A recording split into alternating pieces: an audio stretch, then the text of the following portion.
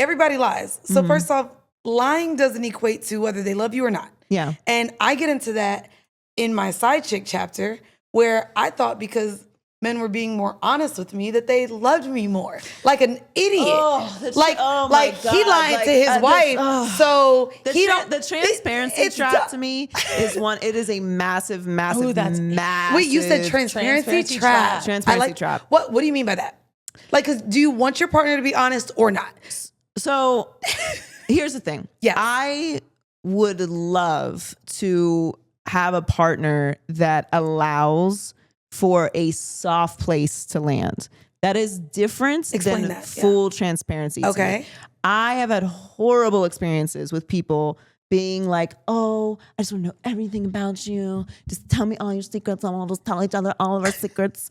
And it's not a safe space. And they use things that I either feel guilty about or I haven't like fully consolidated within myself or forgiven myself for. And they weaponize it against you. Or maybe they don't actually really care about it, but they start to think about it so much. Oh, they hold it in the back of their head. For it, like, oh, like if I'm in another, which I will never understand this. I'll never understand this, but I'm not a man. So I guess like some women are like this too, but they're like, oh, if you're in a room, we're in a room and like you used to fuck someone, like just let me know. I'm like, okay. Like, what does that do for you? But whatever. Ooh. Like, if that's a boundary that you want, like, we can do that. However, you can't hold that against me. About it again. Like, we're talking about this. Wait, why do you think that's strange? Because to me, it's no, him bringing it up later. If you want to know this, asking for that. Because in my head, I'm like, yo, we're all in the industry. If I start talking to a bitch, caking her up, and she's like, does she know I fucked her man? No, she's saying that if I have a partner, I understand. I'm on the outlier in that sense. I don't care. I don't care if there's someone in the room. I don't care who you fucked in this room. Me neither. But men will say that. And then what she's saying is, don't tell me you want to know so that you're not. I'm happy to honor that. Like, if that's but something then that's don't use that against me later. Hear about it. Like, we're discussing this now. So you're really just insecure. It's not about you wanting to know like where things lie for business or so you feel comfortable. It's really just because you're insecure. Yep. I used to give out the joy brochure. That's what the joy brochure. Like your past roster. Is that what that is? Like whatever you needed to know. Bitch, you lying. At the top, like just I'm going to be transparent and like psychotic. I understand. Psychotic. Very much because how do you decide who deserves to know those things? It's a great question. That's a great because then you just oversharing with somebody. Yeah. Hey, did you fuck someone from that movie? What part of the movie?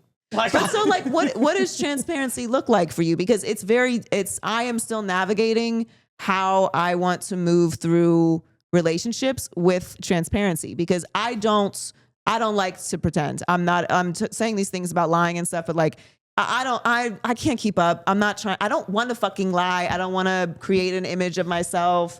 I don't want to keep up a performance. Like, you're going to get what you get with me. And that's how I want to be. However, I'm not apologizing for shit that didn't have anything to do with you. I'm not living a life with somebody who's insecure. I'm not going to be tortured about my past just because you can't get over it. The answer is, I appreciate you saying this to me. This is too much for me. I don't think we're compatible. I think that time write that sentence down. I don't think we're compatible. And then you go your separate ways. I think then as women who exist that way, and I think that with the podcast, with what we're telling women to do and finding their power, you have to realize, this is going to be a bumpy road to finding a partner. Yeah. The one. It's going to be very hard to get some of these men to accept you for exactly who you are. Because a lot of men don't want to know that you had a past before them. Don't want to know that someone's dick was bigger than theirs. Don't want to know that you came this way. Don't want to know while they're cheering for a team in the finals that you fucking fucked the guy who just made the winning layup. You know what I mean? And they're going to be like, oh, fuck. Like, so it's going to be difficult. And it sucks because we are walking in this space where we're no longer dependent financially on these men. Correct. Where back in the 70s, before we could even have a bank account or own a home, that was the thing. And so now we're approaching this as, hey, this is who I am. And now I'm showing up as wanting you because I don't need you. And I talk about that in the book, like having to get away from, like, there's been so much power in me being able to choose men that I like. You're attractive and I actually like you as a man, not because of what you can provide for me. And what I'm seeing is it's difficult for men to show up in relationships with us not being needed. So like, I know you go on the internet and they're talking about fucking gold digging ass bitches and you only want me for my pockets, you only want me for this. And the reality is when we show up and we actually just like you and don't need you, your insecurities show. For us, it's projection. I say all the time, you're fucking spitting right now. I say all the time, I don't need a man for anything but love. All I need a man to do is love me. And bitch, why is that so much to ask? That sentence is really powerful though, because at least you gave them something to be needed for.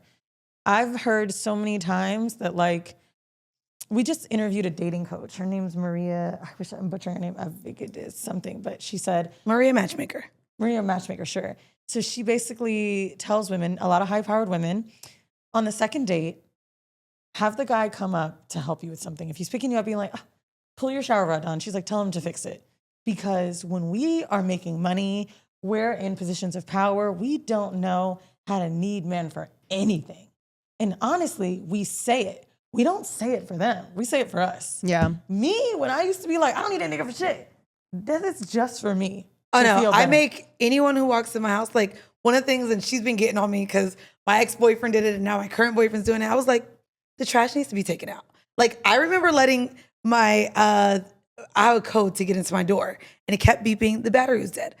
I waited till he came to change the batteries because I didn't know how to do it. Like there's just certain things that I literally do for that just to make him feel like a man. I just don't see why we have accepted the fact that we're really gonna tell somebody that we want we don't need them. Like, cut the shit already. I don't need you to make me feel whole, but like, I don't need you for shit.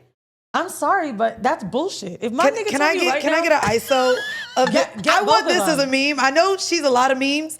Her face right now, Joy, you don't hide your face Okay, ever. so Hold on. so let me She was talk just then. like, no. Your So face. we only got 2 minutes. Let me finish this. I am so over the fucking bullshit. I've been independent and making money a long time. Retire my parents' money, I do well.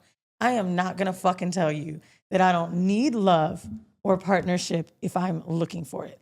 I'm swiping and then I'm gonna lie to myself and say, I don't need it. I feel like this is something that would make me feel good.